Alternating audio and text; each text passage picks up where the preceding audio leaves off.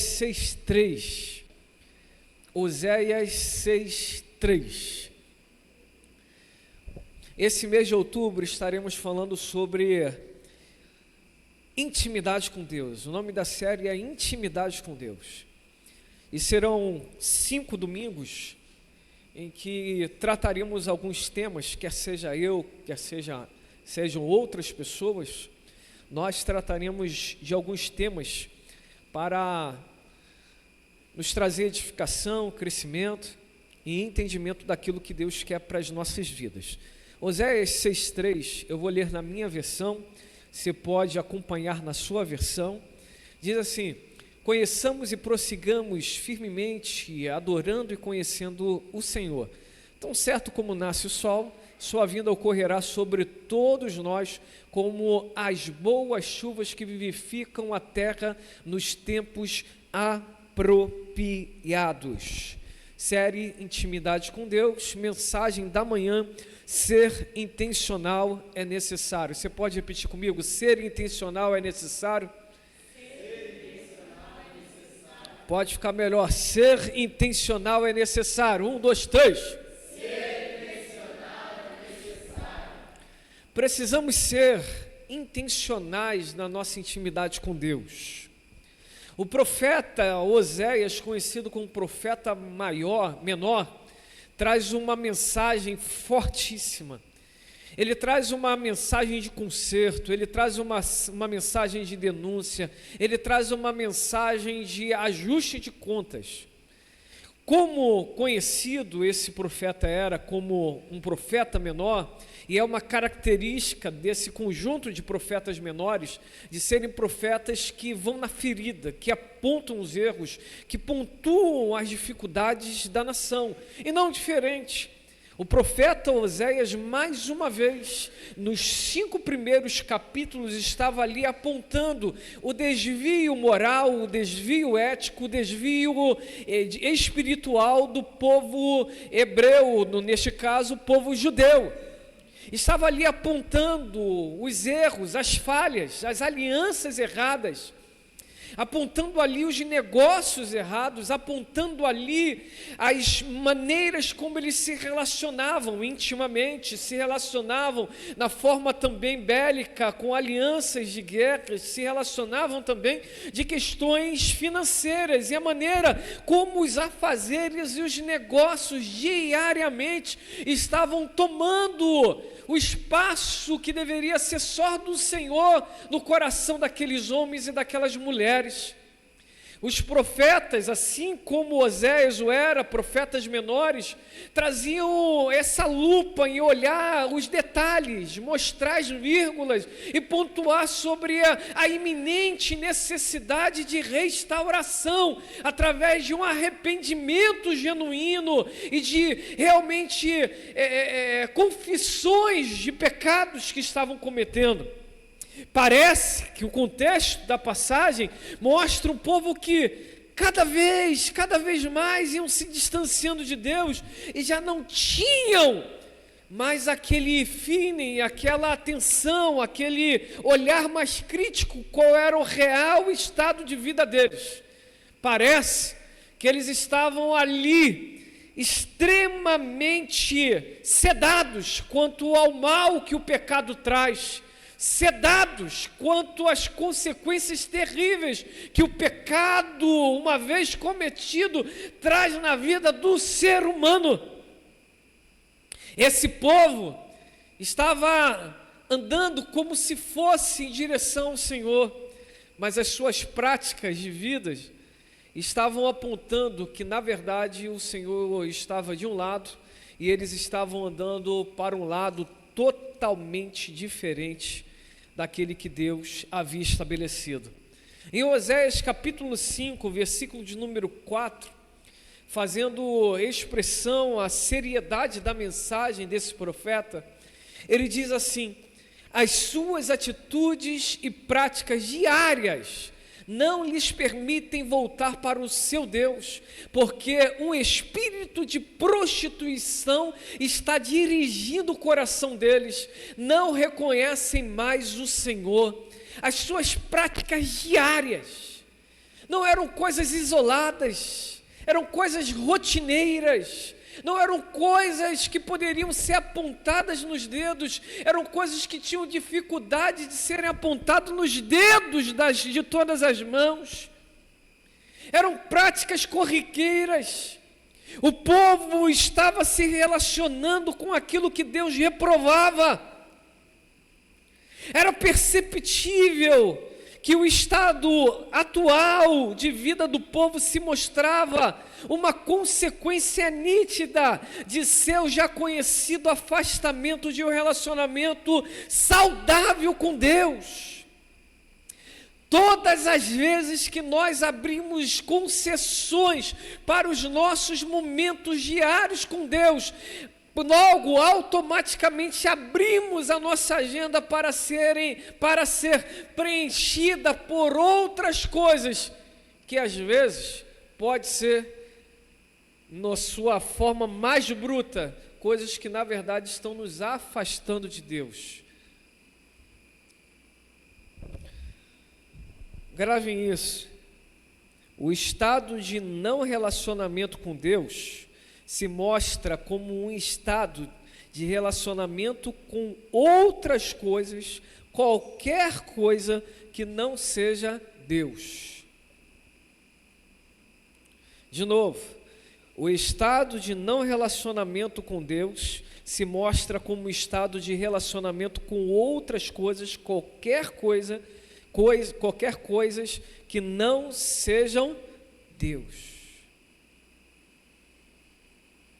Existem coisas que nitidamente são erradas, mas existem outras coisas que estão no campo daquilo que não é errado, mas uma vez que tomam o nosso tempo, acabam tirando aquilo que é mais precioso, que é a nossa intimidade com Deus.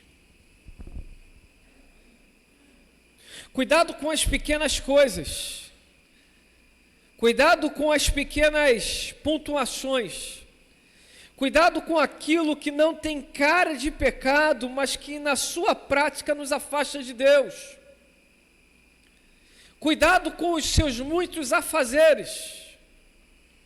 É possível estarmos trabalhando para Deus, mas não nos relacionando mais com Deus. Cuidado com a sua prática diária, desenvolver muitas coisas. Cuidado para que essas coisas não tirem esse momento especial de uma vida saudável de relacionamento com Deus. Cuidado com as coisas pequenas. Cuidado com os acessos em coisas que não têm nada que te edifique, que às vezes só são acessadas para te tirar de um momento de tensão, mas que na verdade te leva para mais tensão. As coisas que nos apegam tanto, que acabam tirando os nossos pensamentos e as intenções verdadeiras de nossos respectivos corações de diante do Senhor. Por isso, cuidado com as amizades, cuidado com as más conversações, cuidado com aquilo que você está vendo, com aquilo que você está ouvindo. Pare hoje e reflita sobre a sua vida. Faça uma análise se a intimidade com Deus é intencional ou se é algo que apenas acontece às vezes. Digo eu, como conclusão desta introdução, que é possível nós nos aproximarmos de alguém, mas com o tempo não nos relacionarmos mais com esse alguém. É possível nos aproximarmos de alguém, mas com o tempo não nos relacionarmos mais com esse alguém. Por isso eu quero trazer aqui 3 verdades para trazermos a compreensão daquilo que é importante nesse texto. Primeira verdade: a intencionalidade por mais intimidade com Deus precisa ser antes do erro. Lembremos-nos que essa mensagem fala de apontamento de erros. No capítulo 6, especificamente, fala de uma intenção do povo. E aqui eu não vou me aprofundar muito, porque faz parte do contexto de todo mês. Mas o povo de Israel parecia aquelas crianças que falam assim: eu vou errar e eu sei que meu pai e minha mãe vai me perdoar mesmo, então eu vou fazer e depois só peço desculpas. Versículo de número 1, capítulo 6, diz assim: Israel exclamará. É como se ele estivesse falando assim, Deus no capítulo 5 aperta Israel, e aí é como se Israel estivesse pensando assim, Israel exclamará: vinde, povo, vem rápido, para quê? Vinde e voltemos para o Senhor, porquanto Ele nos arrebentou, Ele fez a ferida, mas haverá de nos curar. Ele nos feriu, mas cuidará de nossas chagas. Esse pensamento veio como um ponto inicial, mas que depois, nos versículos posteriores, vem uma dura resposta de Deus. Esse pensamento é como se fosse uma demonstração, no primeiro momento, da maneira como nós devemos ser intencionais na nossa intimidade com Deus. Mas na aplicação real desse versículo, a intenção do povo era, assim como no tempo dos juízes, nós nos desviávamos, orávamos ao Senhor e Ele mandava os juízes e trazia restauração ao povo. Depois que a coisa ficava em paz, nós nos desviávamos de novo, Deus, clamávamos o Senhor, depois que a coisa apertava, Deus mandava a resposta, e aí Deus enviava juiz, restaurava tudo, ficava tudo em paz, mas nós nos desviávamos de novo, e a coisa apertava, nós clamávamos o Senhor, Deus ouvia a nossa oração, mandava juízes, restaurava tudo, ficava tudo em paz, e nós nos desviávamos de novo. O contexto dessa passagem era: o povo não consegue viver de uma maneira integral, reta diante de Deus. Eles não conseguem tomar uma postura real. Eles vivem como sendo Deus, o nosso marionete, que a qualquer momento podemos fazer dele o que queremos. A denúncia do profeta é fortíssima. A denúncia do profeta é: mais uma vez, vocês estão dizendo, volte, é isso mesmo, vocês precisam se voltar para Deus, mas é melhor fazer isso antes de cometer o erro. É importante se posicionarem antes de cometer o erro. Um dia Brian errou e falhou, coisas de crianças. Eu tenho tido muito cuidado com meus filhos para eles terem uma infância natural, saudável, que às vezes o peso de filhos do pastor pesa, sabe, como se as crianças fossem perfeitas. Não, crianças são crianças, elas erram, elas também são afrontadas, elas também, sabe. E aí eu conversando com ele, ele errou, ele: papai, desculpa, e eu falei com ele: Brian, papai, desculpa, mas filho, nessa vida, o que é melhor? Você toda hora errar e pedir desculpas, ou você não errar para não pedir desculpas? É bem verdade que existem pessoas que erram e sequer gostam de pedir desculpas. O texto bíblico diz que nós somos com isso arrogantes. Capítulo 5, versículo de número 5 de Oséias. A sua arrogância é conhecida. Pessoas que erram e são muito duras, arrogantes. O texto bíblico aqui é: olha como vocês estão pensando, ó povo. E a resposta de Deus nesse capítulo 6 é: olha só o caminho de vocês. O que eu quero é o amor de vocês. O que eu quero é a dedicação de vocês e não os sacrifícios de vocês. Ei! A nossa atitude intencional por mais intimidade com Deus nos ajudará a tomarmos atitudes antes do erro e não depois do erro.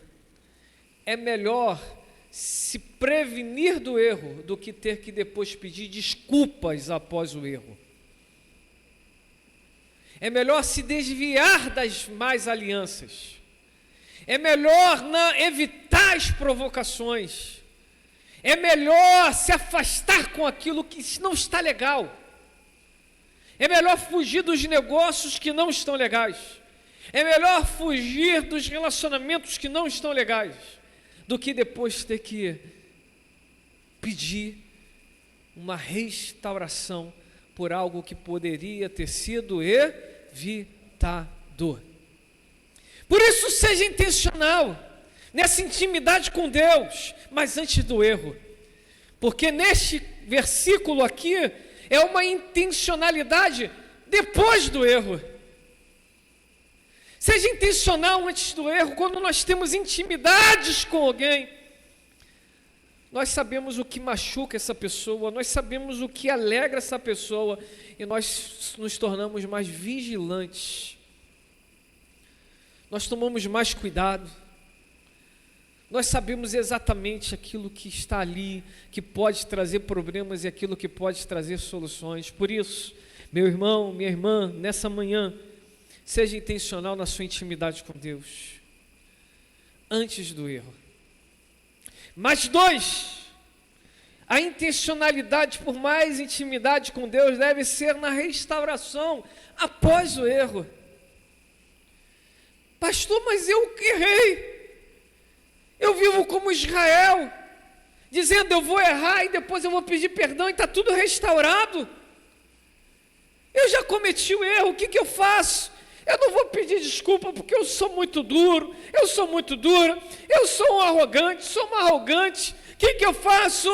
Se aproxime de Deus, se dedique a conhecer o Senhor mais.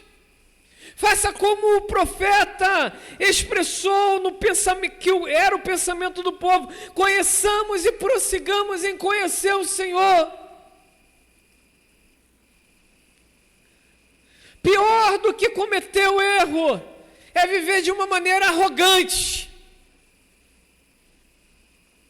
Pior do que cometer o erro é ser uma pessoa inquebrável.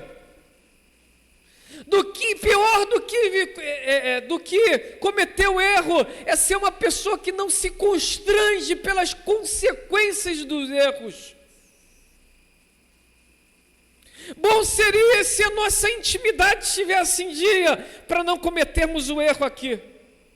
Mas se cometermos o erro aqui, sejam pessoas com coração quebrantados e contritos, reconheçam os seus maus caminhos, analisem as suas posturas, foque em Deus e peça para o Senhor restaurar. É sempre bom lembrar, a salvação é um ato, mas a libertação, que está muito atrelada à santificação, é um processo. Tem coisas que nós apenas reagimos, tem coisas que nós simplesmente fazemos, porque ainda é a antiga criatura tentando gritar. Mas quando nós percebemos aquilo, quando nós analisamos aquilo, quando nós entendemos aquilo, nós precisamos buscar com o coração real, quebrantado e contrito diante do Senhor, dizendo: Deus, traga restauração. Traga restauração. Esse estado de vida que estou vivendo não pode permanecer desse jeito. Traga restauração.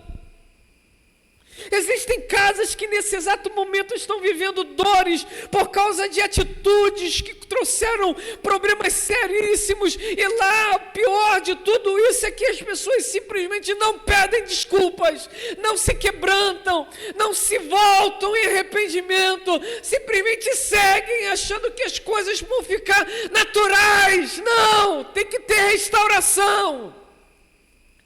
Gosto de dizer, no que se refere ao pastoreio e à liderança, isso não é só o pastoreio, em qualquer lugar. Ofensas privadas, particulares, precisam ser corrigidas e tratadas no privado, no particular. Ofensas públicas precisam ser tratadas publicamente. publicamente. Existem famílias que quando ajustam um ponto com o outro, dá para se resolver um ponto com o outro, mas quando há um problema sério, tem que ser tratado publicamente. Deus está falando com eles: vocês estão me buscando para restauração pública, mas eu estou denunciando o erro. Vocês estão me buscando para uma restauração particular, mas eu estou denunciando o erro de vocês para uma restauração pública. Se Deus não tratasse aquela geração, as próximas gerações continuariam com aquele pensamento errado. Eu sei que é errado, eu farei o que é errado, mas pedirei desculpas e Deus depois vai me perdoar. E depois voltam os mesmos erros, porque o problema que não é resolvido, ele volta pior.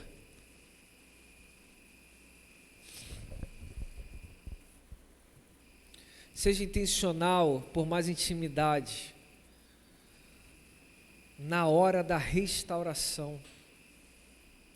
Deus, sozinho eu não consigo, me ajuda.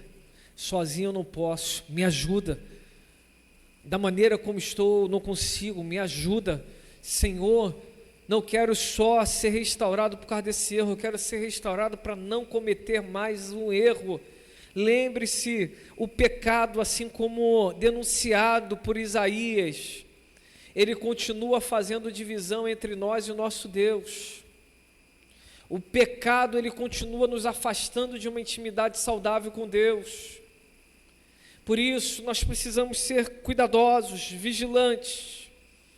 3 e último, a intencionalidade por mais intimidade deve ser como ferramenta afiada para a manutenção da restauração. Primeiro, a intimidade me livra do erro. Mas se não houve, então fica como uma dica: seja intencional na sua intimidade, para que você evite os futuros erros. 2, mas eu errei, então seja intencional na intimidade com Deus, na restauração do erro. 3, pastor, esse erro que cometi, ele é crônico em minha vida, então tenha intimidade com Deus, na manutenção dessa restauração do erro. Porque tem coisas que parece que o nosso corpo o tempo todo tendencia, se inclina para aquilo que não é correto. E se nós não nos apegarmos com essa intimidade com Deus, lamentavelmente não é um novo erro, é o mesmo erro que nós estaremos cometendo. Existem coisas em nós que nós só conseguimos colocar o freio, não quando nós nos levantamos e usamos a nossa força, mas quando nós nos escondemos nas asas do Altíssimo. Por isso que é debaixo das asas que nós podemos descansar. Aquele que habita no esconderijo do Altíssimo, à sombra do Onipotente, descansará. Concluo desta forma. Esse mês nós estaremos falando sobre a importância da intimidade com Deus. A mensagem dessa manhã é: ser intencional é necessário. Separe. Nessa conclusão quero deixar desta forma: a partir de hoje, separe momentos de leitura da palavra. Não passe um dia sem ler um capítulo da palavra. Todos os dias, se possível, faça como Daniel, leia de manhã, leia à tarde, leia à noite. A partir de hoje comece isso. Separe momentos de oração. Às vezes, quando eu saio muito cedo, quando eu estou sozinho no carro, eu paro o carro no acostamento e eu vou fazer o meu devocional e eu vou orar ao Senhor. Eu tenho o costume, às vezes, de desligar o rádio, porque muitas vozes, às vezes, nos atrapalham. E eu vou falando com Deus, e eu digo: oi, Senhor, oi, querido Espírito Santo. Eu sei que Tu estás aqui, mas eu falo para que a minha mente entenda. Se quiser, pode ficar neste carro, vai comigo onde for, Me mostra aquilo que tu queres. Abra minha mente, me ensina a ouvir mais a tua voz. Me ensina a ter mais relacionamento contigo. Seja intencional na sua intimidade com Deus. Separe momentos de jejuns. Separe momentos de dedicação, Senhor. Rompa com aquilo que pode estar te afastando dessa intimidade extraordinária com Deus. Rompa com isso. Se lance de todo o seu coração. Cuide, minhas irmãs, cuide para que os afazeres da casa não tirem esse momento da intimidade com Deus. Ei, meus irmãos, cuide para que os afazeres de casa e de trabalho, a mesma coisa, irmãs, então deixa eu corrigir aqui. Irmãs, cuide para que os afazeres das suas casas e dos seus respectivos trabalhos não tire esse momento de intimidade com Deus. Ei, irmãos e irmãs que ministram, nunca mais subam neste púlpito sem antes passar alguns minutos em oração ao Senhor. Não pense que é profissional. Não é só cantar, não é só tocar, não é só pregar, não é só orar. É se entregar como oferta viva diante de Deus. Nunca mais. Rasgue o coração, rasgue as vestes. Busquem o Senhor com intimidade, com dedicação. Não aceitem fazer nada para Deus como uma forma profissional. Deus não quer profissionais, Deus quer adoradores.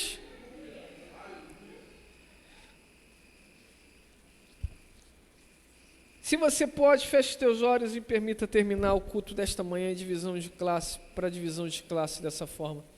Intimidade com Deus. Seja intencional, ser intencional é necessário. Seja intencional.